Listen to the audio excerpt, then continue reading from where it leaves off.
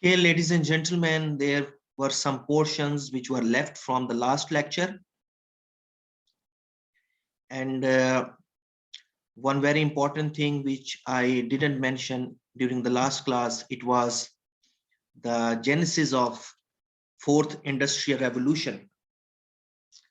So the origin and formation of what we call today as fourth industrial revolution.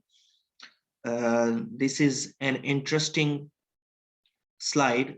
I found it on internet, which actually demonstrates what does it mean by fourth industrial revolution and how it all began.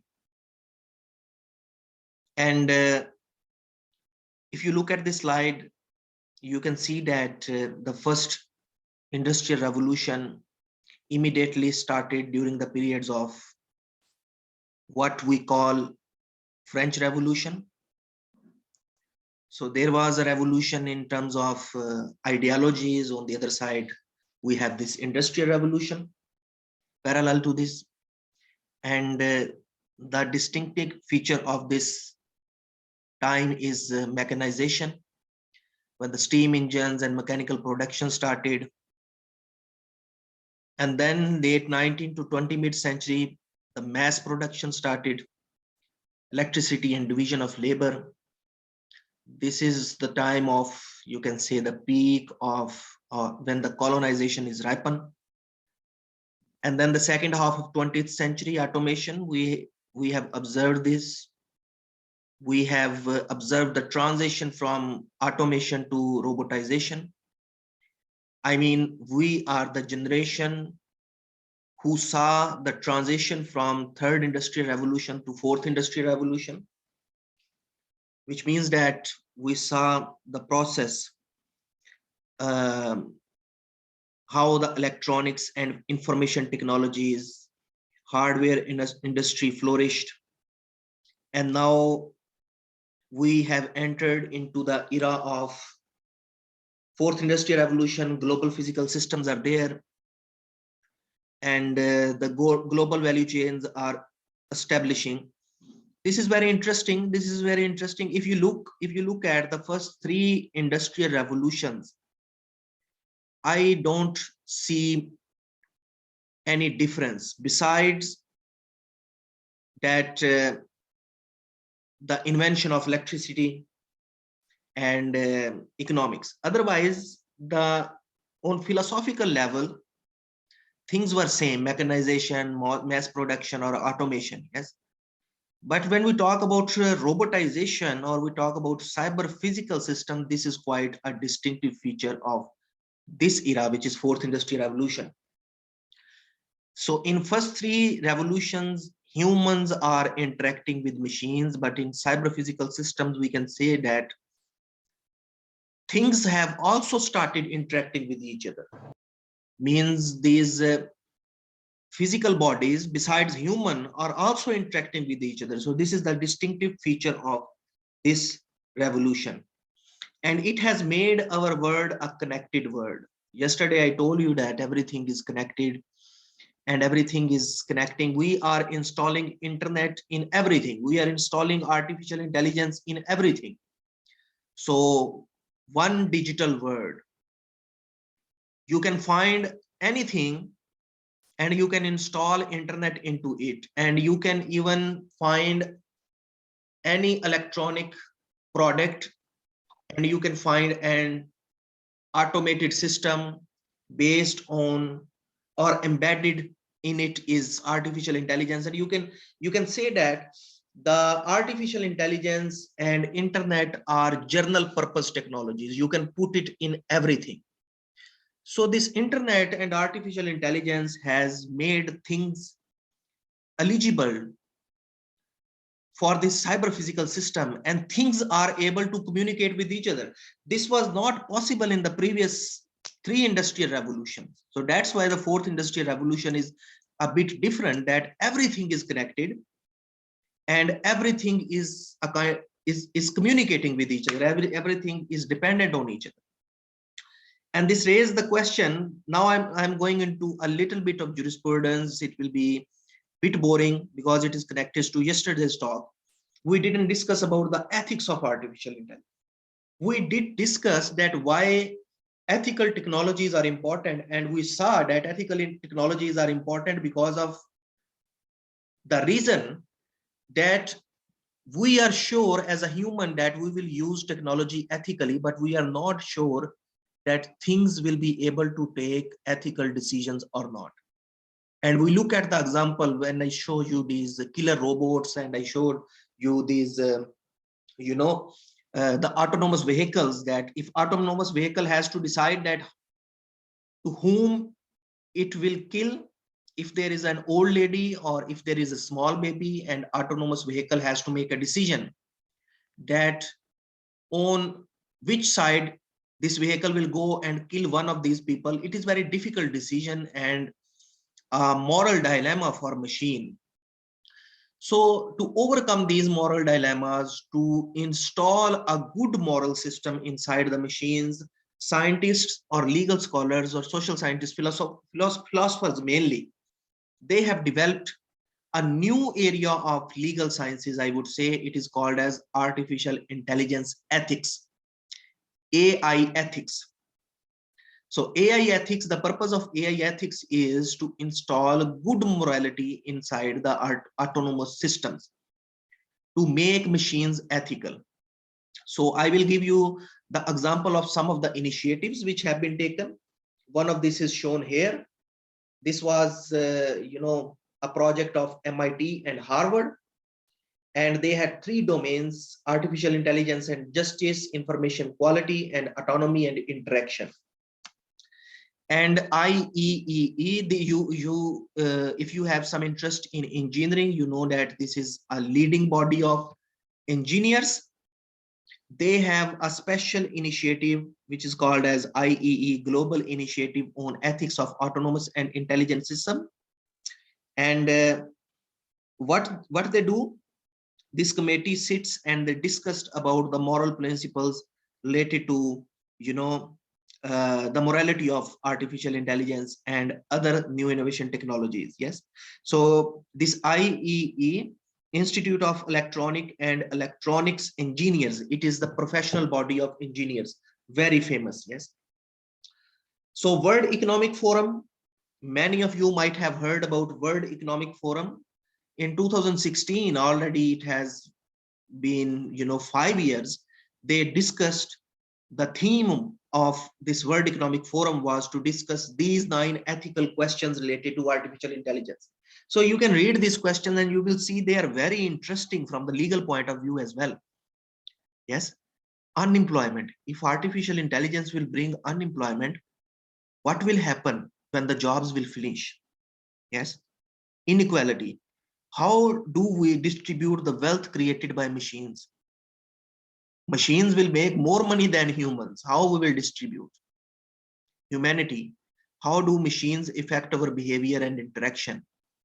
Artificial stupidity. Like there is human stupidity, it is possible that the robot will also do some stupid things. Yes, artificial stupidity. How can we guard against mistakes? Yes. So you can see these questions, they are very interesting questions from legal point of view as well. And based on these questions, we need to think where our legal system is standing at present. Okay, so this work happened in our institute, Beijing Academy of Artificial Intelligence. My PhD supervisor was leading this. So they also proposed their own principle, moral principle, how the Chinese artificial intelligence technologies will be governed based on these principles, and they named it as Beijing Principles of Artificial Intelligence. And this is my project. I am working on the idea that we should have Central Asian. This is very important for your future as well. If you want to write your senior thesis, I strongly suggest you to work on this. So the idea is that Central Asia should have its own moral and ethical principles when it comes to the ethics of artificial intelligence, which means that the robots which will be produced or which will be imported inside Central Asia should follow the Central Asian Artificial Intelligence Principle, because Central Asia is different. Central Asia is distinctive in many dimensions. So that's why Central Asian technologies should follow Central Asian morality. And for this purpose, I have introduced a new branch of legal sciences, which is called as Central Asia Tech Law, or abbreviation is CAT law. So the purpose of CAT law is to analyze and contextualize the growing impact of technologies such as artificial intelligence, 5G, cloud computing, big data, medical technologies, privacy and digitalization on the national laws of Central Asian countries, especially in relation to technology, ethics, regulation, and policy. And we have a website. This is called as centralasiatechlaw.com. You can go on this website and you can find some of our initiatives. So this graph shows, I took it from the Harvard website, and this graph shows a map of ethical and right-based approaches to principle of AI. So different countries, different companies, big technological giants, they have their own moral and ethical principles with regard to morality of technology. And this graph shows this. You can see that how diverse is it. So all the companies, they are coming up with their own principle. They are coming up with their own rules and regulations with regard to the morality of technology. This is a good example. I know that some of you might have heard about this. And this is an example that why we need morality of artificial intelligence, or why we should be worried about installing good morality inside the technology. Does anyone of you know about this program, this mobile application, or this incident? Assalamualaikum. Yes, everyone knows and everyone uses Alisa. And if you want to know anything, if you're bored, even you can talk with Alisa like your friend. So good. This is something, a very positive thing that I don't need to explain about the program. So you know, when there was an election in Russia, and Alicia was willing to contest the election, and there were people also who were willing to vote for Alicia. Yes, and I have given reference to this news that 36,000 voters, they were willing to vote for this program. So you can, the example why I am quoting this example, I am quoting this example to show that both sides are putting trust into each other. Technology is putting trust in humans. Humans are putting trust in technology. Humans are not willing to trust on other humans, but humans are willing to trust on technology. In more superficial words, yes, if you understand what I mean, that humans are not willing to trust on other humans, but humans are willing to trust on technology. And now I'm going to say a very important thing. That is the reason that when human manufacture technology, they should be worried. They should be careful and attentive to this idea that the technology should take moral and ethical decisions as per human preferences and standards. So when the human is manufacturing technology, humans have a chance to install their own standard and preferences inside the technology, so that in future technology can take ethical decisions. Did you understand this idea? No? Yes or no? Okay, no problem. The main Yes. idea was like people are getting more trustful to the technology than the people among the people itself. Yes, yes, yes. And what we should do for this, I gave you the reason, I gave you the solution also, that when humans are making technology, they should be worried, they should be careful, they should be attentive that they should install good moral and ethical standards inside the computer, so that in future they shouldn't have any conflict with the computer or any autonomous system. Okay. Yes. So this is politics of artificial intelligence. Many people are writing on this, that these autonomous systems can be used for different political ambitions. I will not talk about this in detail. I think that you understand very well what does it mean by politics of artificial intelligence. And now I will move to the today's topic. So the first question which I want to discuss, and this is just one slide, that's why I put it in the beginning. Technology law versus legal tech. You might have heard about legal tech and technology law. In our Tashkent State University of Law, in third building, although on the second floor, there is a legal tech laboratory.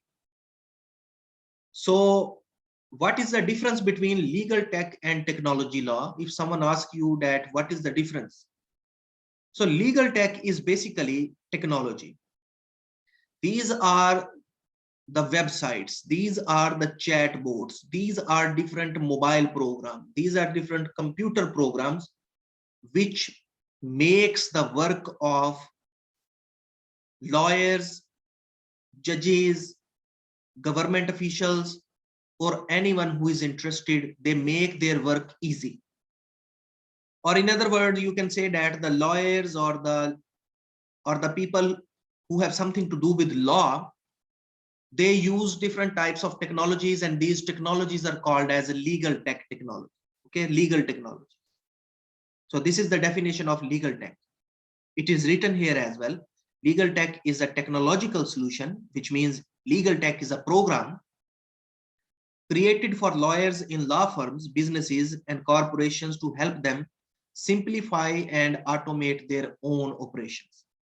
So if there is a website like Lex.uz, you can say that it is a legal tech program. So you can go on the website and you can find any law. It helps, to facilitate the process of lawyers. You can easily find a law. So this is a legal tech solution.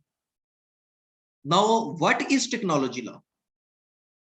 Technology law, the purpose of technology law is to regulate any kind of technology. So technology law is a branch of law. You can say that it is a branch of jurisprudence, legal sciences, what is the substance of legal tech? What is the substance of technology law? Technology law regulates the new innovation technologies. Technology law regulates everything which is related to technology. Many people think that cyber law is technology law. Many people think that cyber security is technology law. Many people think that intellectual property or IT law is technology law. But these IT law or intellectual property law or cyber law, they are the small branches of technology. Technology law is a bigger terminology. So if tomorrow someone asks you what is the difference between legal tech and tech law, will you be able to define it? Did you understand the difference?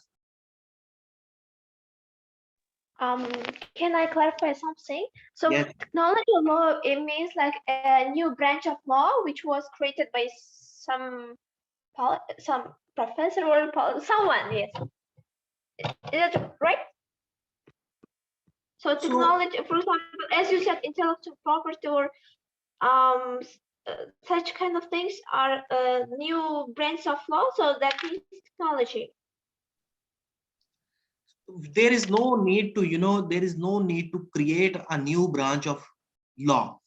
We just give new names. We just give a new classification. Okay. So it is not true to say that technology law was created. Technology law was always there. You can say that it is just a new taxonomy. It is just a new classification. Okay.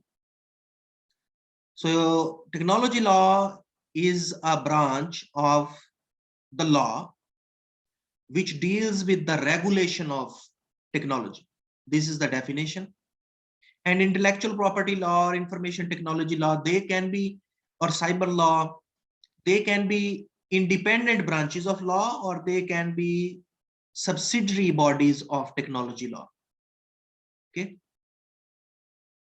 But legal tech is something new. Legal tech is not law per se. Legal tech is technology.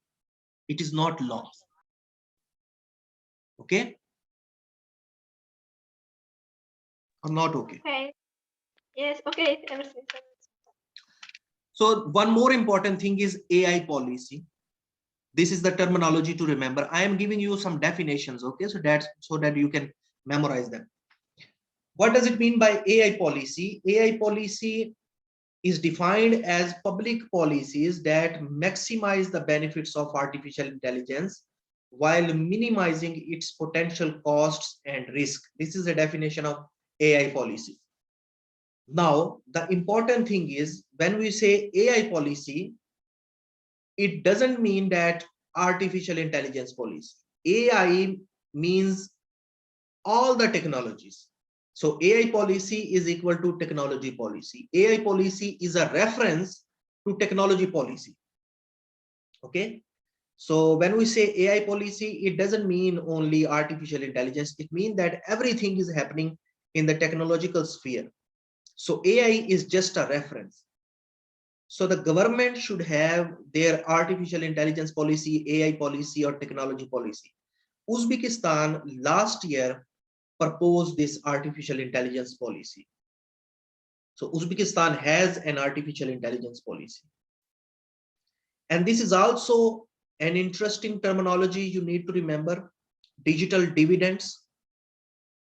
Please note down these definitions. I have given you the definition of legal tech, tech law, AI policy, and now this one is digital dividend. Digital dividends. What does this mean by digital dividends? Digital dividends means how much technology has impacted on the lives of individuals, how much technology has influenced on the lives of individuals. Okay. So digital dividends, what does it mean? It's mean that how much technology has changed our people, how much technology has impacted or influenced on the lives of people. Yes. The last study which was done in Central Asia, it was done by World Bank in 2016. The World Bank actually calculated the digital dividends, and they show us that how much the technology has impacted on the lives of individuals. Now the 5 years have passed. We don't have a new study in which someone has talked about how much technology has impacted on the lives of individuals. Okay. So if someone asks you what is digital dividend or what are digital dividends, you can say digital dividends tell us that how much technology has impacted on the lives of individuals.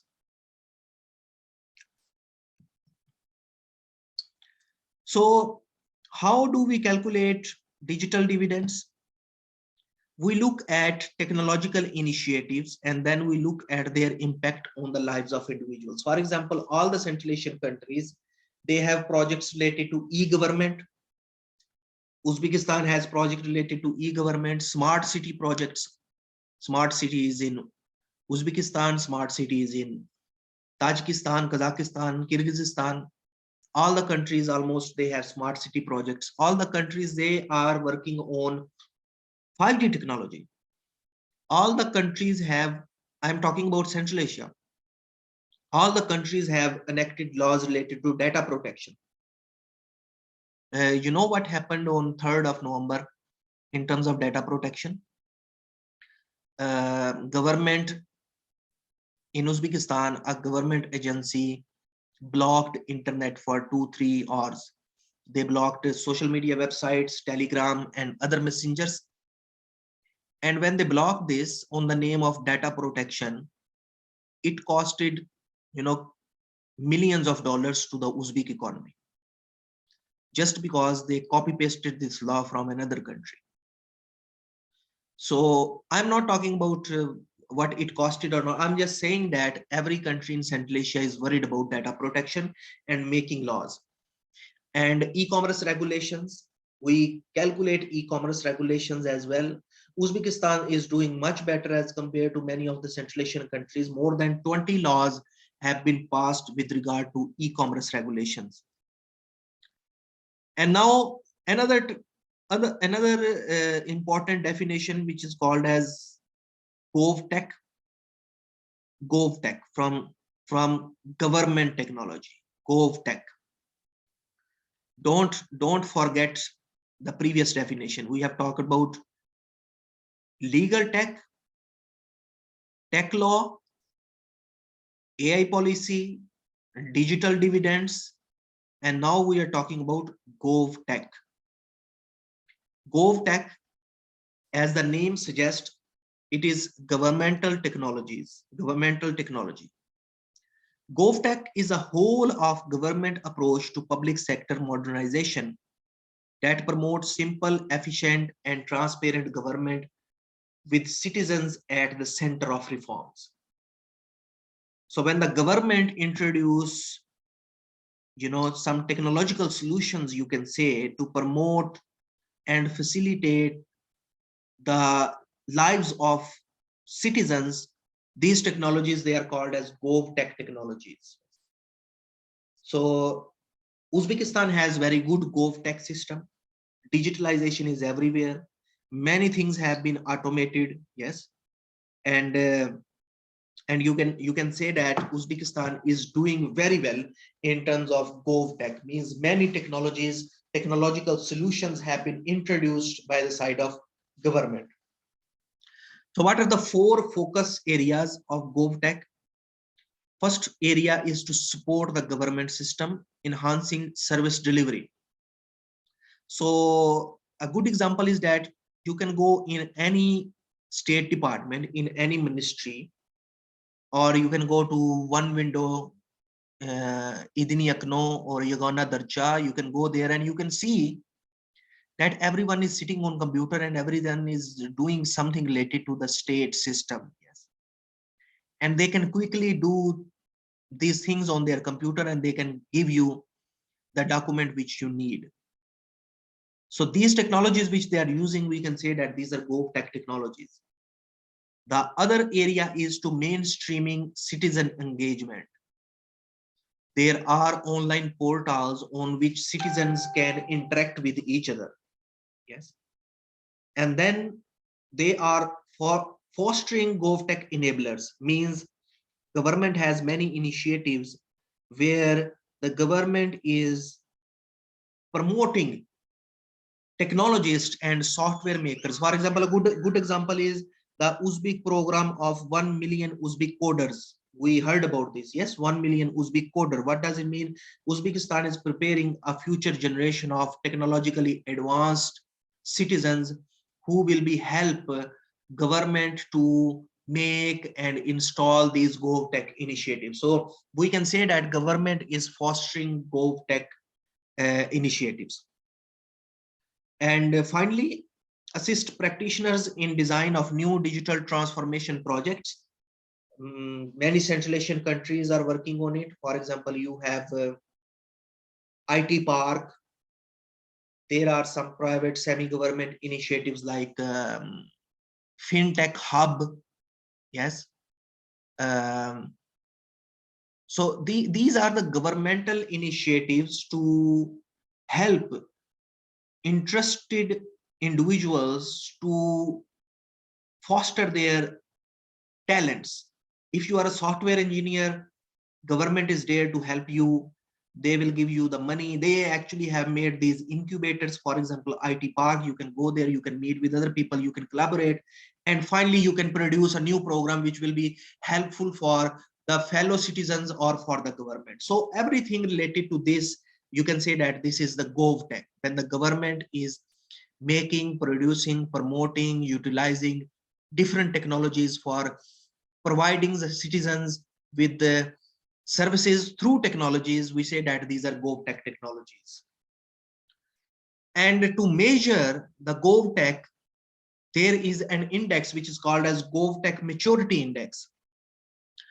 Different international bodies They can be governmental, non-governmental, private initiatives. Every year, they do different sorts of rankings and ratings. In these rankings and ratings, they tell us that how much the government is, which government is doing better, which government is doing poor.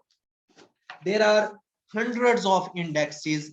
For example, you might have heard about sustainable development goals, e-government development index. You might have heard about global innovation index, global competitive index. There are indexes related to democracy index, rule of law index. Yes, e-government development index. So these are different indexes which actually help the people all over the world to see that which government is doing good and which government is doing bad. And it also motivates different governments to struggle and to improve their ranking. I will give you one example. If a country is performing very bad in investment index, okay, it's mean that no one will invest in this country. If a country has very bad ranking on a global corruption index, it is a very bad image of the country in front of world community. So let's come back to the GovTech Maturity Index. The GovTech Maturity Index of 2021, it shows that Uzbekistan is doing very well. So Uzbekistan is a low middle income country, but when it comes to the GovTech Maturity Index, it is performing very good. Okay, so this is very hopeful thing. And how we can improve some of these indexes and rankings? Actually, the lawyers are doing this work. Let me tell you, you have future jobs in this area as well. You can help your government, or you can help individual institutions to improve your ranking. For example, our university has a ranking. At present, Tashkent State University of Law, it ranks among the top 500 universities. Yes, so there are specialists who are working on improving the ranking of the university. So you can simply, as a lawyer, help different institutions to improve their rankings. Yes, so how we can improve the ranking? Not only the index, GovTech index, but many of these indexes which are mentioned on the previous slide. We can make long-term investment in technology research. Yes, government should make long-term investment in technology research, develop effective methods of human AI tech collaboration, understand and address the ethical, legal, and societal implementations of technology, and ensure the safety and security of tech system, and so on. But the most important thing which you can notice, my point of view, is that if the government is interested and government is serious in improving the situation related to technology law in general, they can do it. Most of the countries which are not performing very good in these indexes which are related to technology, it is because government is not interested. So if government is interested, they can improve their international ranking. And for improving their international ranking, here are some suggestions which are written on this slide. So in conclusion of this debate which I did on policy, the point which I try to make is that it depends on you. It depends on you as a citizen. It depends on you as a student, as a government employee, as a politician, as a country leader. It depends on you that what do you want society to look like in future. If you want your society to look good, doing better on these ranking and indexes, if you think that your country's digital dividends should go high, then you should work on some of these suggestions, which is to invest in technology related research and collaboration, and to understand and address the ethical, legal, and societal implementations of technologies. Yes. So let's take 2-minute break, and then I will start the new topic. Just 2-minute breaks.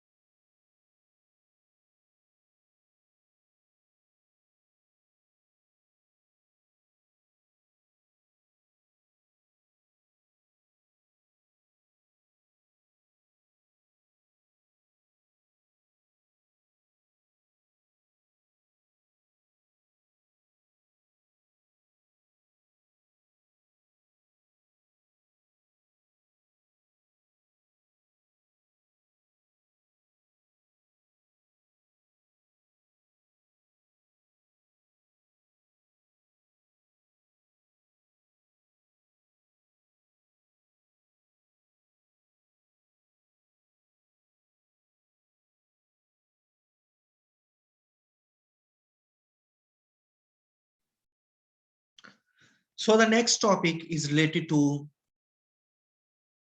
consumer rights, and I brought this topic because yesterday I gave you an assignment related to e-commerce.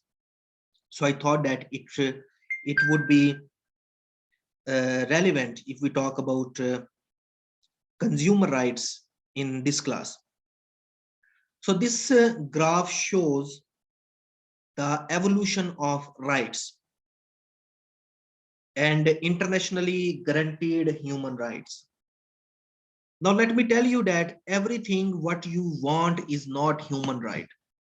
Human rights are only 30 human rights which are mentioned in Universal Declaration of Human Rights.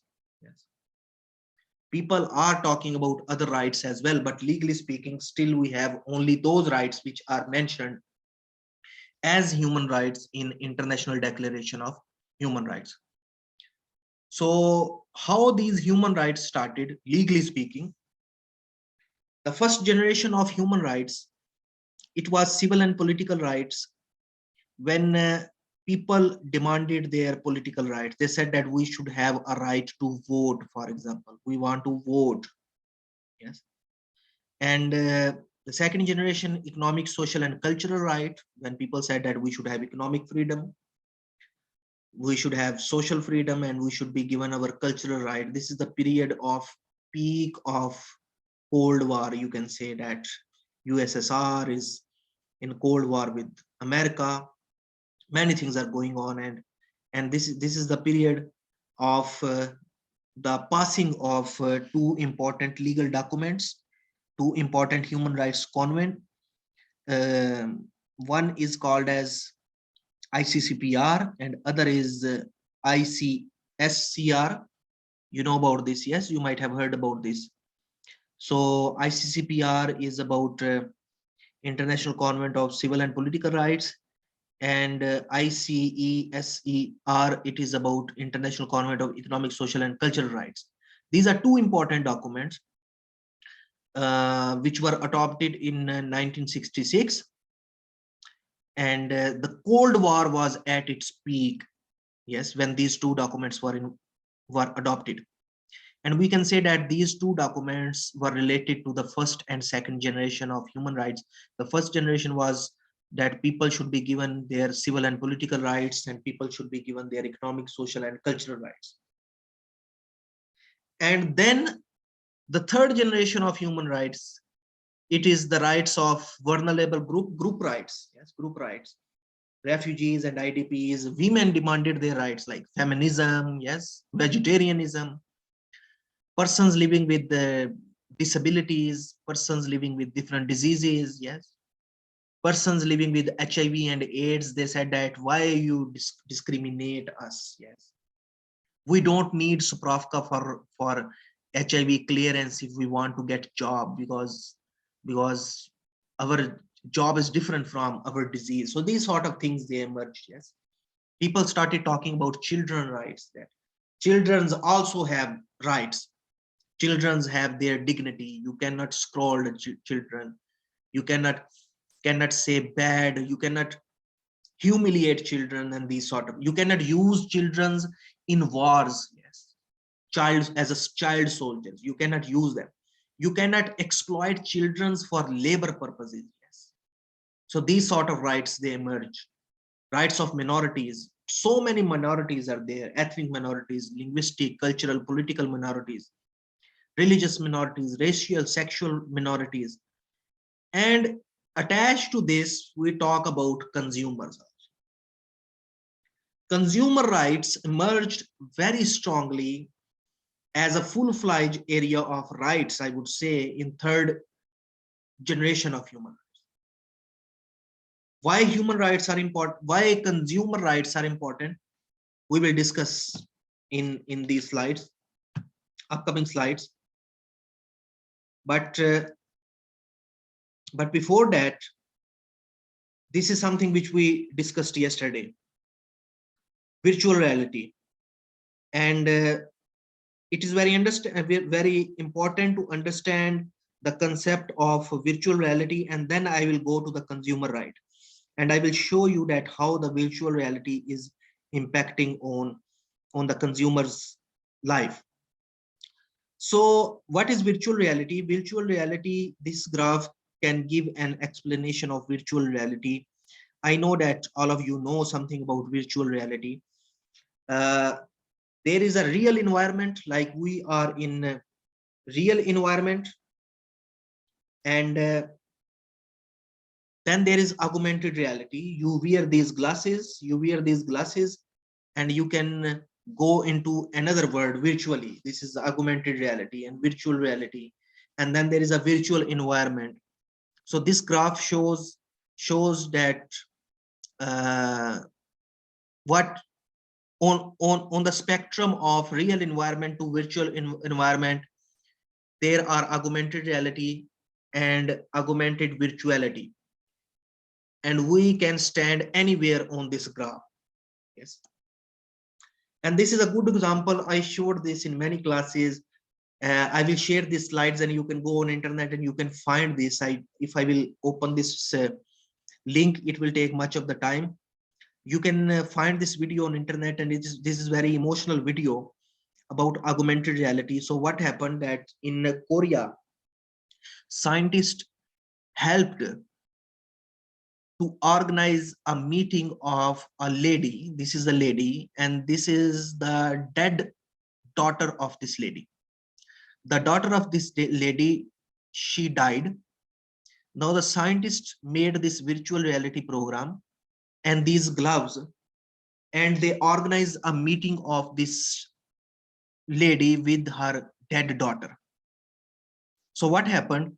It happened that when you will see this video, you will see that this lady is interacting with her dead daughter, and with the help of these gloves, even she can feel, she can get the sense of this touch of her daughter. Okay, so this is very interesting video, very emotional video. I will suggest you to see this. And this is even threatening from commercial point of view, from the consumer point of view. Facebook has now shifted to Meta, and on the right side you can find a program which is called as Second Life. This is a video game I have also installed on my computer. You can also install it. What happens in this, you can select your avatar, or you can select a virtual body of yourself, and then you can go into the second life inside the game, and you can start interacting with other humans. You can start a new life inside the game. Your avatar can start a new life. Yes, and for example, in this life you are a teacher, in other life you can be a lawyer, in this life you are a lawyer, and in other life you can be architecture, and so on. So what is happening? It is happening that people are spending more time on their virtual reality worlds.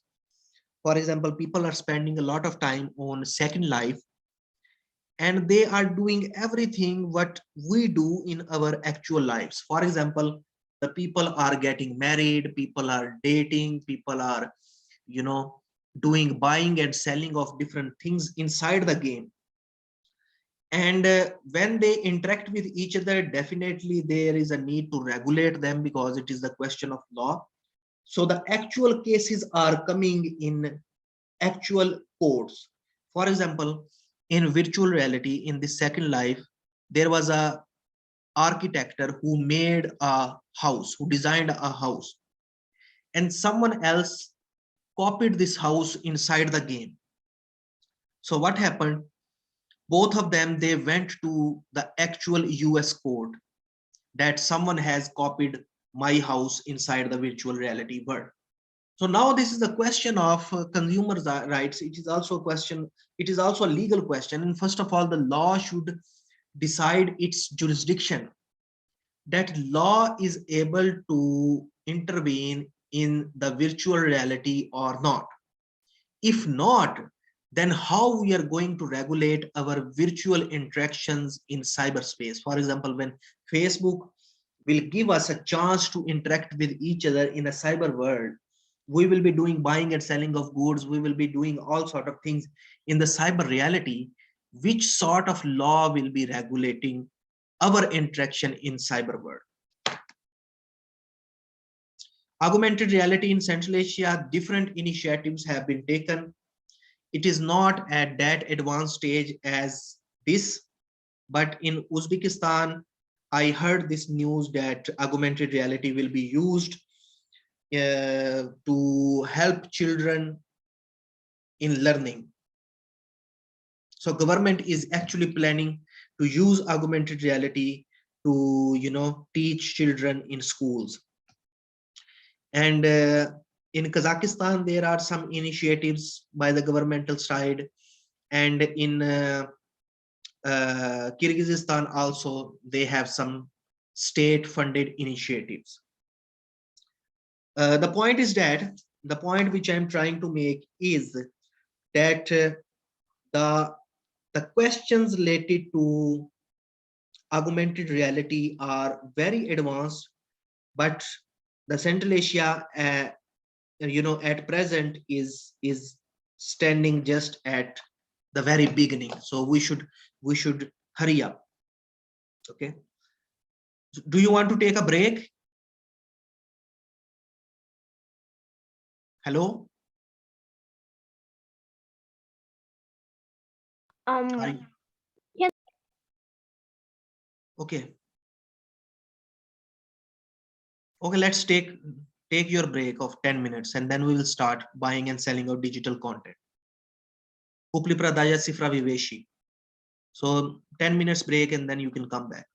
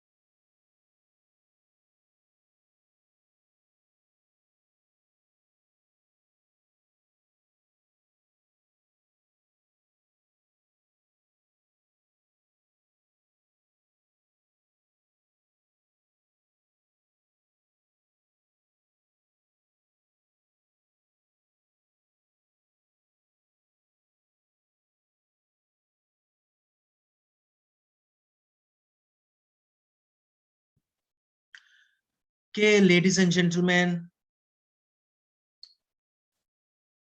let's join.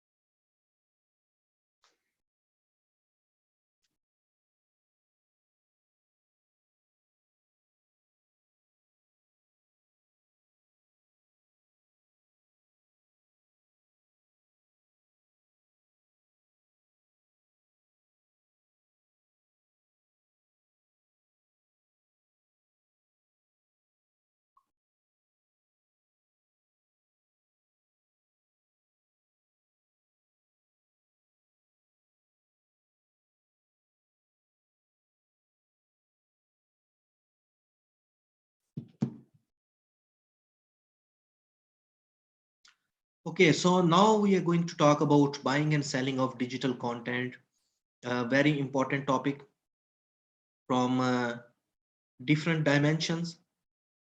And uh, buying and selling of ordinary product and buying and selling of digital content. The difference, the regulatory challenges, types, takeaways, very important topic from many dimension, and especially in the context of Central Asia and Uzbekistan, and for the students of undergraduate level, if you are more interested in pursuing a career in a corporate sector, you should have at least some understanding of how to do buying and selling of digital content. Kupli Pradaja Sifra Viveshi.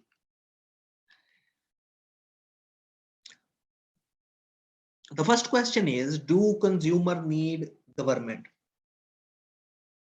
Do we need governmental regulations to regulate buying and selling of everything? Why shouldn't we opt for free trade?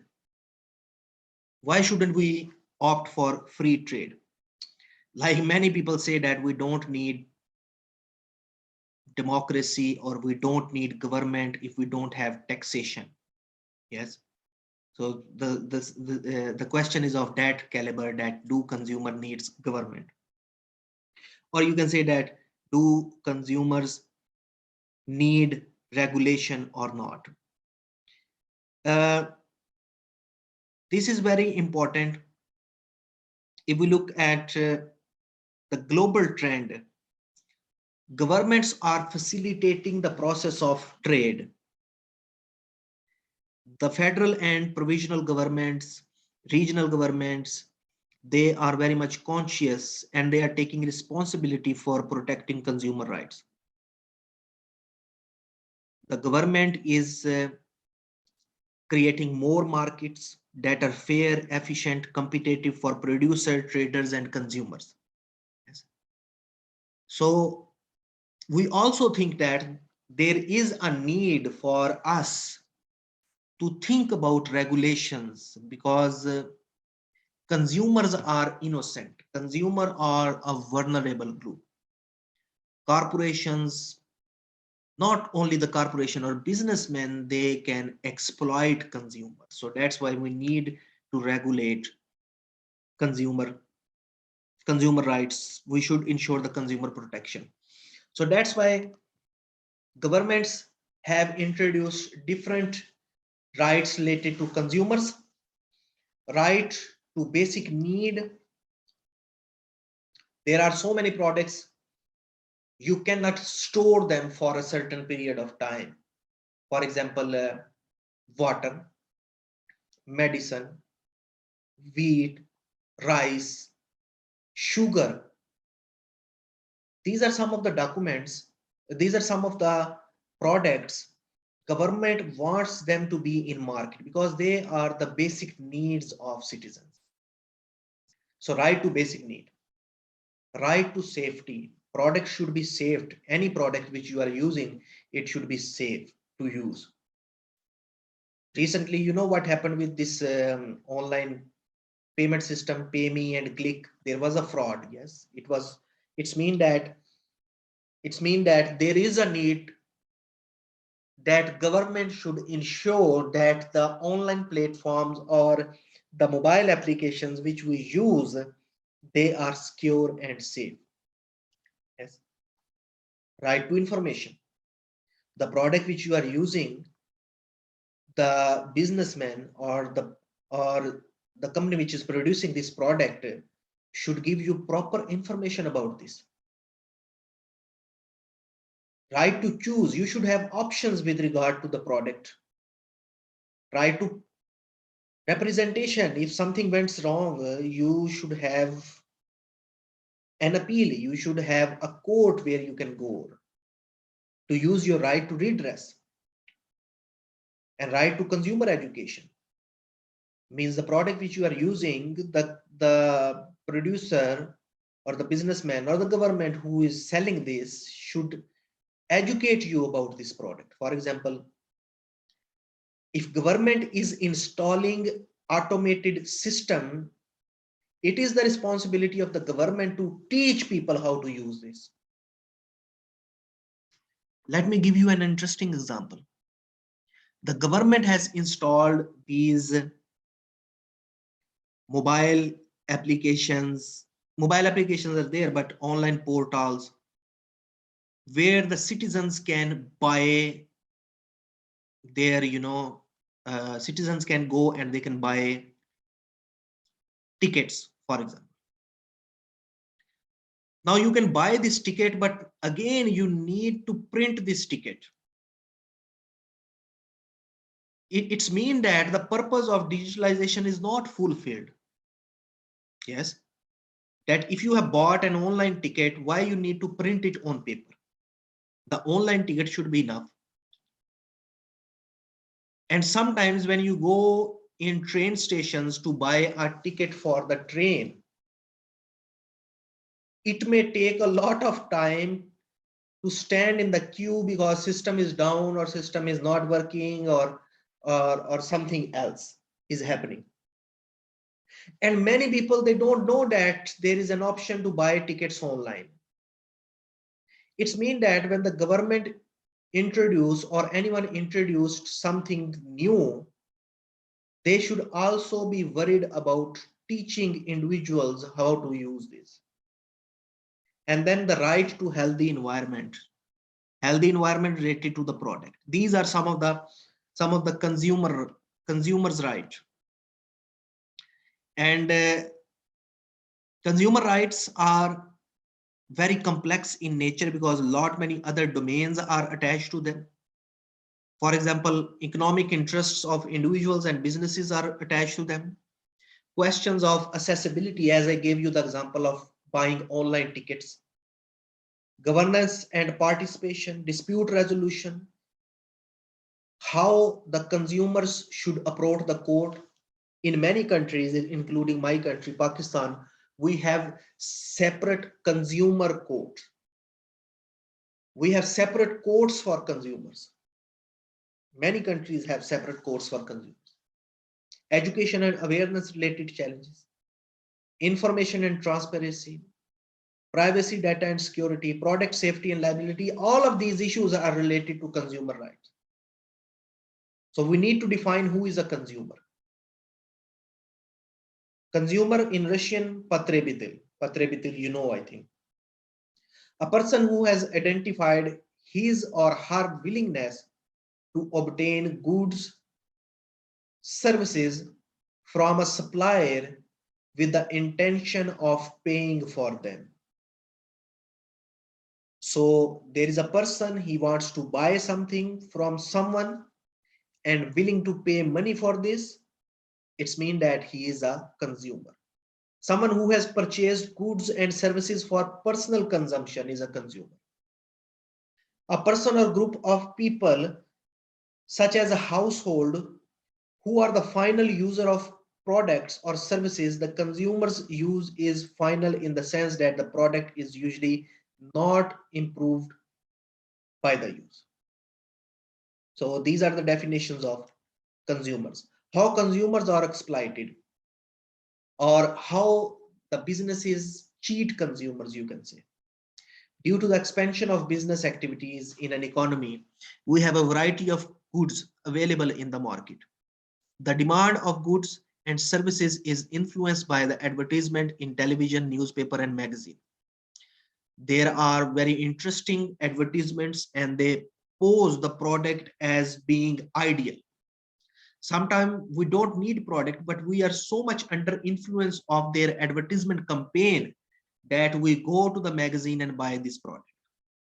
The companies spend a considerable amount on an advertisement alone, attract consumers and feel information that they want us to know, but not the information that we as consumer want.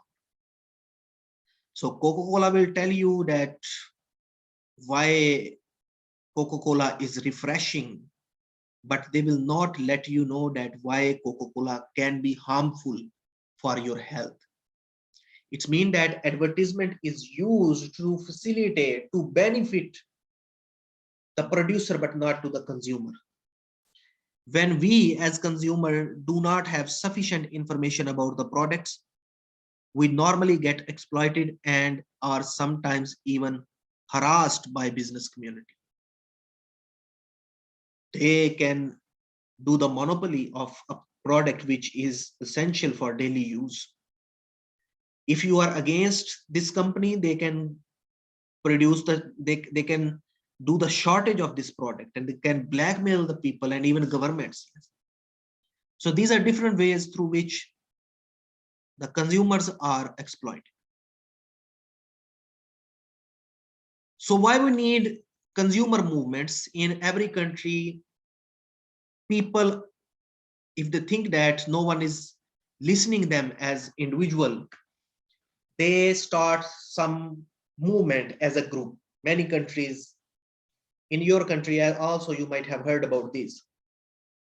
So the purpose of consumers movements is to provide consumer education, consumer protection, building pressure on government, arranging consumer protection programs, organizing public opinion, providing guidance to consumer, fight against marketing systems, and consumer awareness.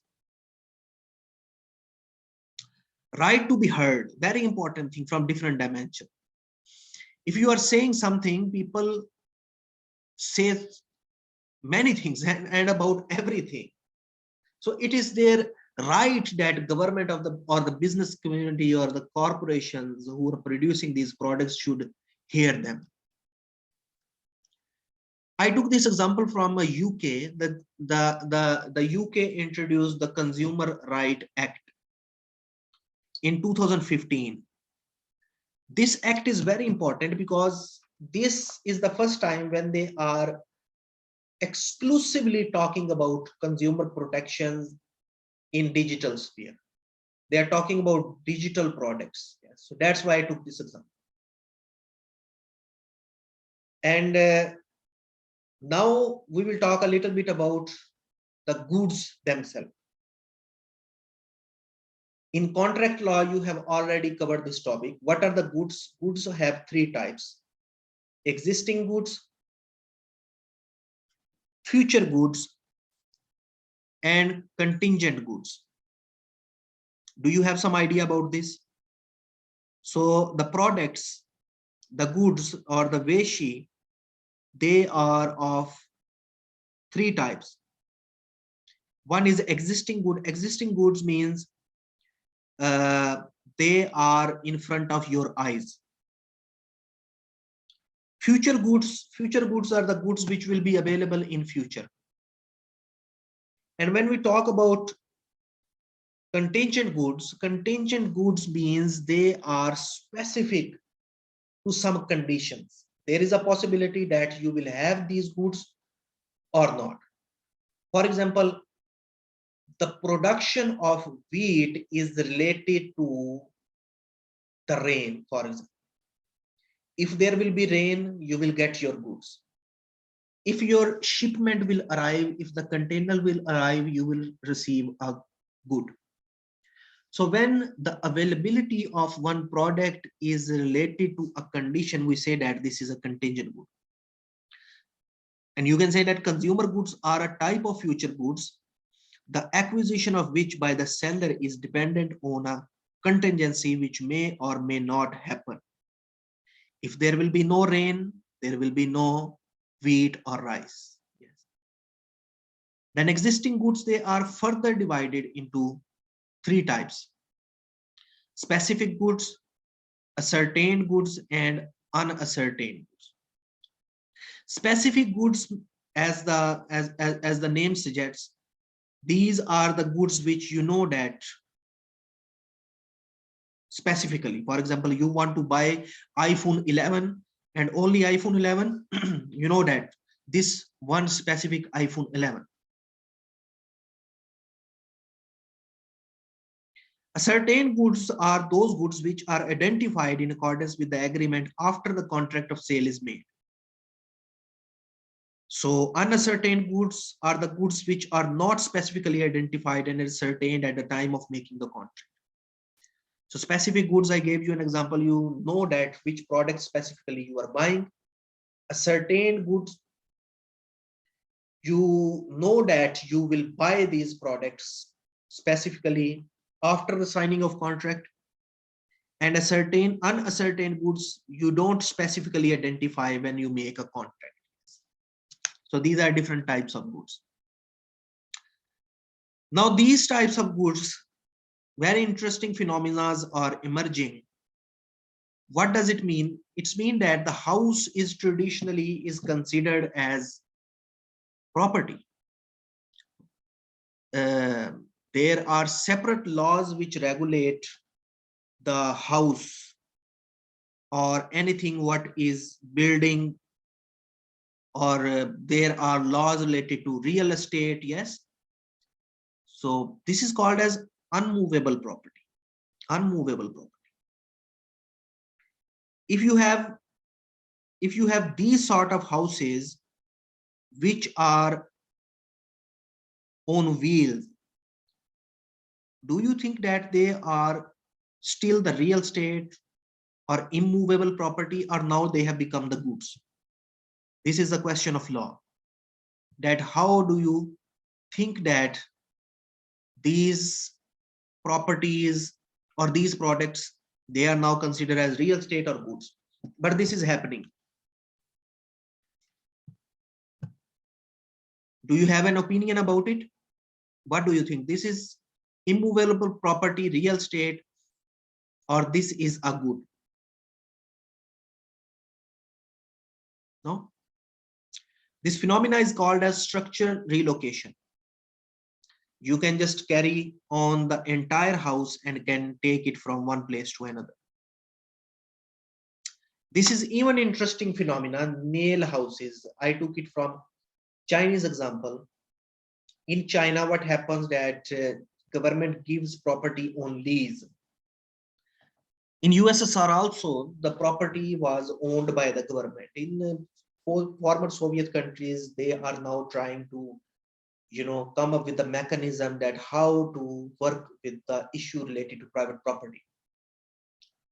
So the similar phenomena is from China. These houses are called nail houses. Government wants to make a bridge or road, but they don't, satisfy the demands of the residents who are living in a specific house. So what they have to do, they have to bypass and they have to build a house. They have to build their construction around this house, just because this person is not willing to empty his house or not willing to leave this house. And it can be because of many reasons, because people have invested a lot of emotions in their property. So any reason, they just simply don't want to leave their houses. Yes. So this phenomenon is called as nail houses. This is also an interesting phenomena. These big yachts, very rich people, they buy these yachts and they are very expensive. There are specific laws which regulate them. Vienna Convention of International Sale of Goods Act or Merchant Shipping Act. There are specific laws which regulate the buying and selling of big ships and yachts for personal use. Now, this is a question that in which category they fall, they are goods or not. What do you think? So there is another categorization of goods. Goods are divided into two other categories. They are called as fructus naturalis and fructus industrialis. Fructus naturalis, as the name suggests, natural fruits. Fructus naturalis are the fruit of nature, for example, crops that grow naturally and independently of man's industry, such as grasses, perennial bushes, trees, including the fruits. Therefore, that do not need to have a crop taken to ensure rejuvenation. So if something grows automatically or something just fall from the sky, it is natural. Yes, yesterday also in the class we discussed this phenomena about when we were discussing about inventions and discoveries. So if it is by nature, then we call it fructus naturalis, and if it is manufactured in the industry, then we say that it is fructus industrialis. Fructus industrialis may also be defined as annual crops obtained by yearly labor and cultivation and are the equivalent to common law embezzlements, being goods and not any part of the land. Whereas fructus naturalis are normally part and parcel of the land and pass on conveyance of land. So besides having three types of goods, like specific good, future good, existing goods, future goods, and contingent goods, we have two more definitions, which is fructus naturalis and fructus industrialis. Then the question rises that minerals and energy, how do you categorize them? Do you think that mineral and energies, they are fructus naturalis or fructus industrialis? Definitely minerals are obtained by the ground, fructus naturalis, but they are processed in industry. So after the process, do they become fructus industrialis or not? There might be no doubt that the goods and natural products might be the subject of both a sale of land and sale of goods agreement. If you have a land and tomorrow someone discovers that in your land there was gold or natural gas reserves, yes, you want to sell this, you will sell only land or you will sell the goods. Buyers extract minerals under sale of good contract, fructus naturalis. The supply of any form of power, heating, refrigeration, or ventilation is treated as sale of goods.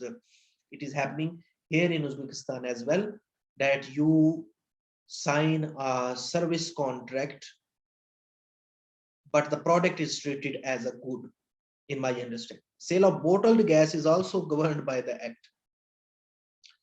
So electrical energy is considered as a good, but the delivery of electrical energy is considered as service. This is what I am saying. Electrical energy itself is good. You pay for the electrical energy and the service comes as a package, or vice versa. You receive the service and the electricity come as a package. So I think that the consideration of land gives more maneuverability for environmental activism than sale of minerals at good. So if you sign the buying and selling of land as a contract, from environmental point of view, it is much better if you sign a contract of buying and selling of goods. A recent example, in your neighboring countries, for example, Kyrgyzstan and Kazakhstan, they have so many disputes related to environmental protection of natural reserves. And the governments have signed the lease agreements with international companies for the extraction of these minerals.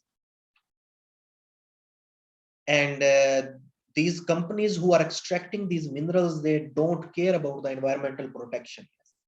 So my personal opinion is that instead of signing a contract of sales of good, it is better to sign a contract of sale of land or lease of land.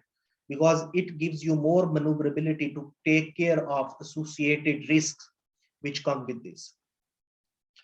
This is a question which I asked you yesterday in the class, if you remember. Should minerals obtained from space be considered same as mineral obtained from the earth? Are there any property rights in space? This is a good topic to write. And this is even interesting phenomena. Do you think that the body parts are goods? They have been traditionally treated as goods. For example, we have been using the teeth. Yes, you can go and you can do the buying and selling of teeth from your dentist. Yes.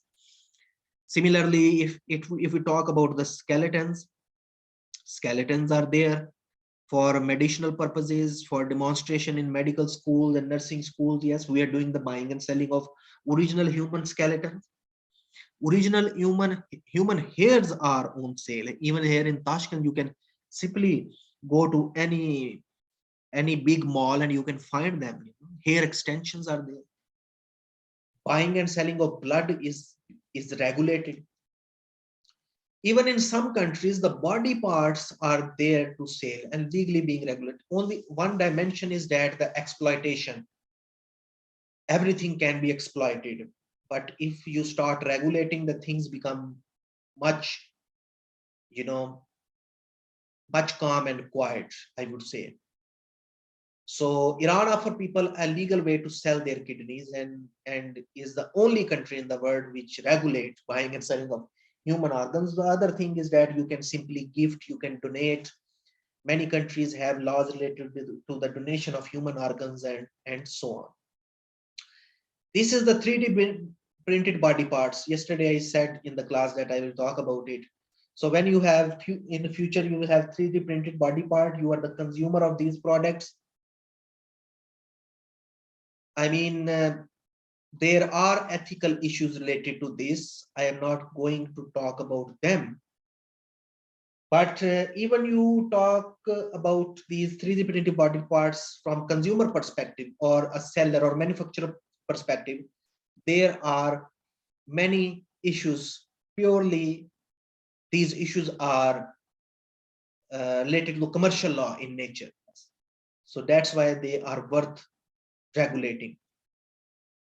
Buying and selling of babies. Many people say that in China you can go and you can drink the soup of the baby. I lived in China. I never saw this. I don't know how much this is true.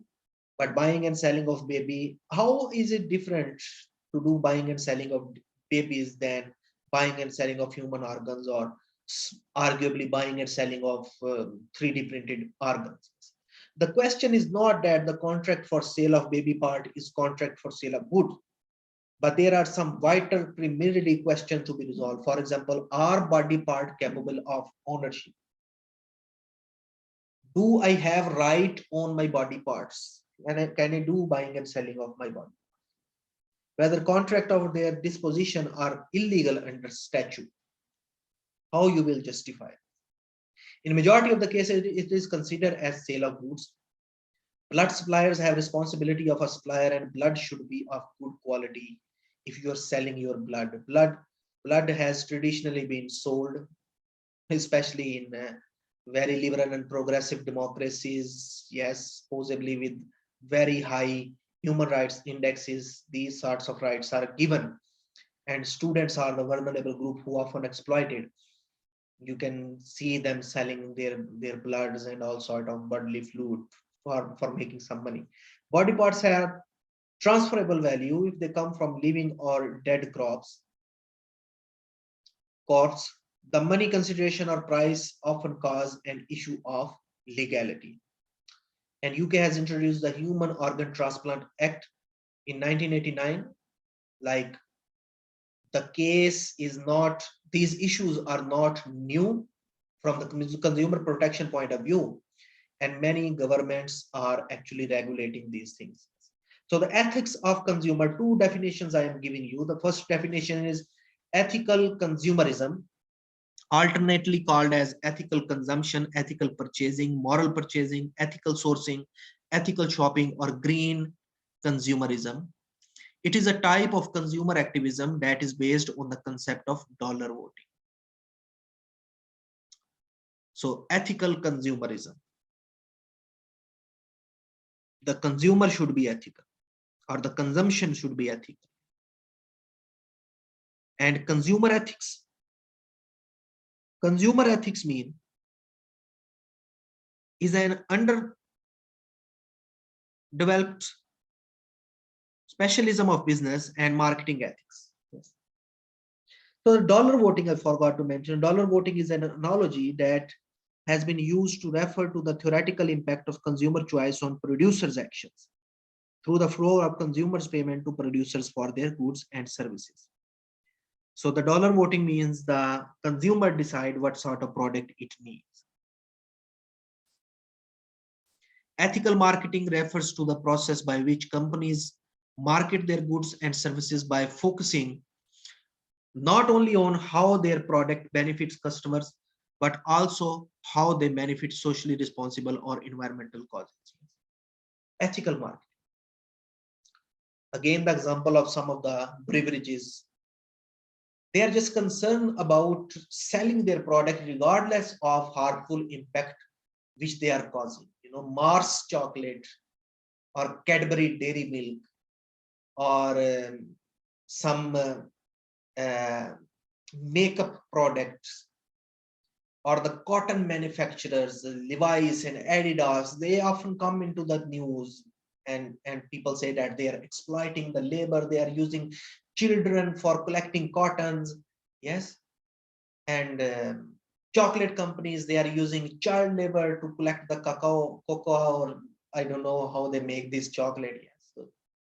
So the idea is that when you are marketing your product, first of all, the product should be ethical, and the product, when it is marketed, should give a hint to the negative impact. Definitely, no one is going to directly say that our product is harmful, but they should give a hint. It is like toothpaste, when they say that this toothpaste can kill 99% of bacteria of your mouth, or antibacterial soap. Yes, you have seen this on television, that this soap, they say that this soap can kill 99% of bacteria. They never say that it can kill 100% of bacteria. Yes. To put this another way, ethical marketing is a strategy, it's a philosophy. It includes everything from ensuring advertisements are honest and trustworthy to building strong relationship with consumers through a set of shared values. Companies with a focus on ethical marketing evaluate their decision from a business perspective, whether a particular marketing initiative will deliver the desired return, as well as a moral perspective, that whether a decision is right or morally sound. This is an example. Bad Frog Brewery case. What happened? What happened? It happened that they put this picture of a frog on internet, on their bottle. No, I don't know they were conscious about it or not, but later customers started complaining that this is something offensive, because this frog is showing them the middle finger, which is considered as an offensive, as offensive gesture. So many people, they protested, and this is a very interesting case. If you go, and you can simply find it on internet and you can read about it. On the other side, from the consumer perspective, we can talk about the digital content itself. And this is a chapter from an Indian book,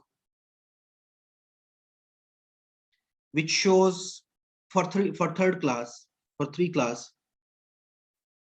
And here you can see the concept of family, how it is depicted, that what is a family: mom, dad and children, grandparents and grandchildren, dad and children, mom and children, 2 dads and child, 2 moms and child. Yes. So it is a legal question that, okay, you have talked about product itself, you have talked about delivery, payment, supply chain, everything, but when it comes to the digital content, it is very sophisticated topic. How to address these sort of questions? Yes. Ethical production. Countries are advocating the idea of ethical production. Ethical manufacturing is a holistic approach to the manufacturing process that focuses on health for all involved. Ethical business care about every part, every fact of their company, from production to the consumer. Ethical business manufactures safe product safety. No forced labor, right to the freedom of association and collective bargaining. Yes. The union system which we had in USSR, no underage labor, means prohibition of child labor. Reasonable hours of work. Laborers actually contested for this to have this 8-hour working day. Payment of a living wage. The minimum salary concept. Yes. The safe and healthy working environment. People are talking about occupational health. Women rights guaranteed means people are talking about equal rights for the female employees, that their salary should be same working hour. They should not be discriminated. Workplace harassments and so on. Minimize impact on the environment. Previously, no one cared about the environment.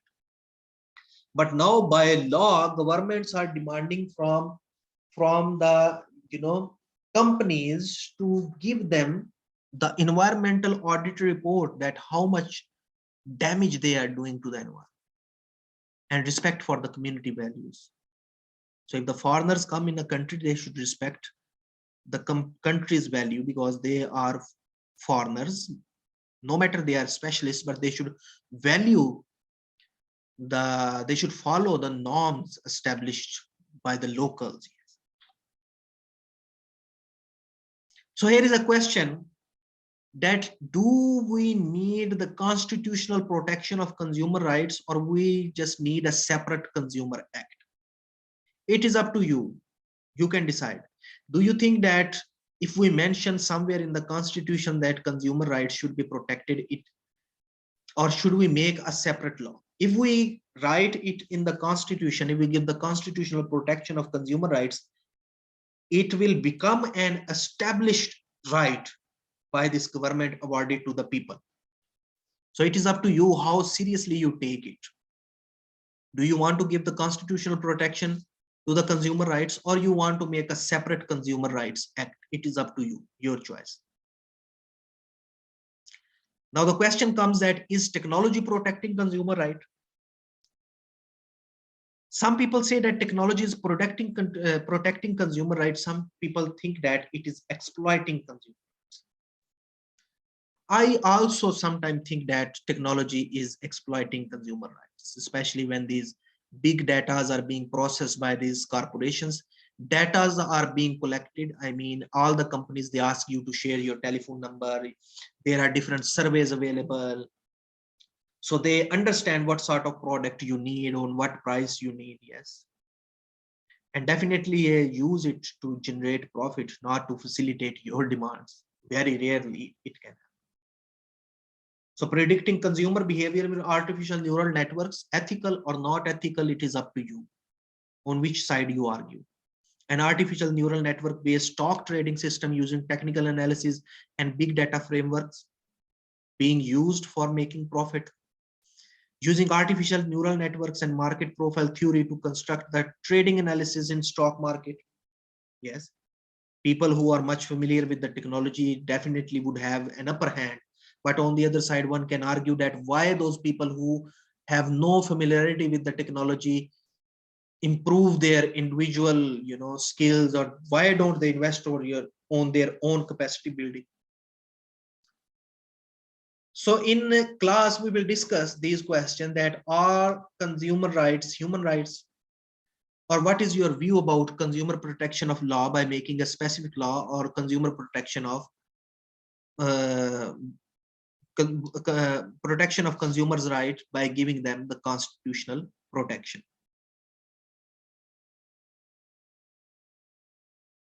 So I think that here I will stop.